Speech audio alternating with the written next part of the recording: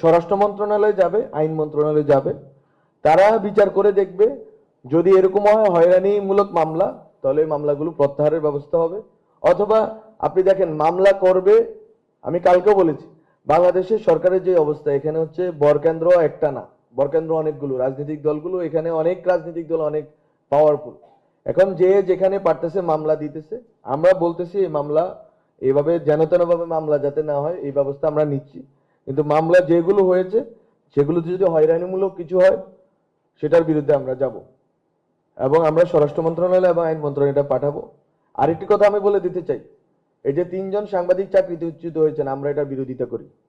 আমরা সরকার থেকে চাই না কোনো সাংবাদিককে আরবিট্রারিলি উইদাউট এনি নোটিস চাকরিচ্যুত করা হোক। এটা জনগণ কে চাইছে না চাইছে এটা আমাদের বাধ্যকতা না। আমরা চাই সাংবাদিকদের যদি চাকরিচ্যুত করার এটা প্রক্রিয়া আছে, সাংবাদিক সুরক্ষা আইনের কথা বলা আছে। আমরা চাই যে সাংবাদিকদের যদি চাকরিচ্যুত করা হয়, একটি নির্দিষ্ট প্রক্রিয়া মেনে করা হবে, নোটিশ দিয়ে করা হবে। একজন মানুষের জীবিকার উপরে এইভাবে আরবিট্রারিলি কেউ আঘাত আনতে পারবে না, এটা আমরা চাই। আমরা এটার বিরোধী।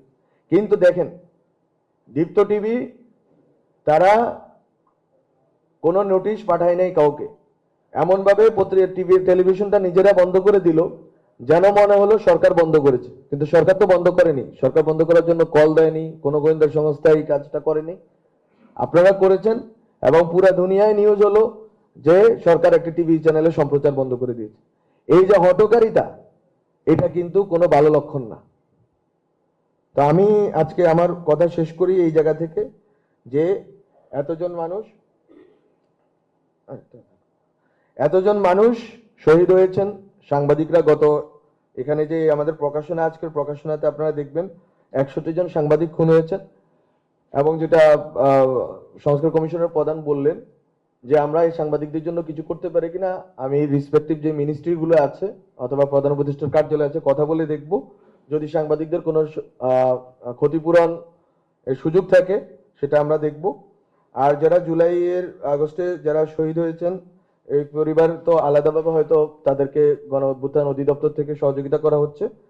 এছাড়া যেই পত্রিকাগুলো বন্ধ হয়েছে, আমার মনে হয় সবগুলো পত্রিকা এখন চলমান আছে। শীর্ষ নিউজ, দিনকাল, আমার দেশ সবই চালু হয়েছে। ইসলামিক টিভিও চালু করার অনুমোদন দেওয়া হয়েছে, তারা হয়তো চালু করবে।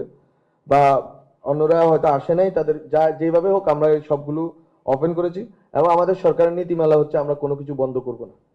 কিন্তু কোনো কিছু বন্ধ করব না আরবিট্রারিলি। যদি আমরা আমাদের কাছে যে দলিল আছে, আমাদের যে ফ্যাক্ট ফাইন্ডিং কমিশন হবে, তাদের সুপারিশের ভিত্তিতে আমরা খতিয়ে দেখব যে কোনো সংবাদ মাধ্যম হিসেবে কাজ করেছে নাকি একটা দলের মুখপাত্র হিসেবে কাজ করেছে।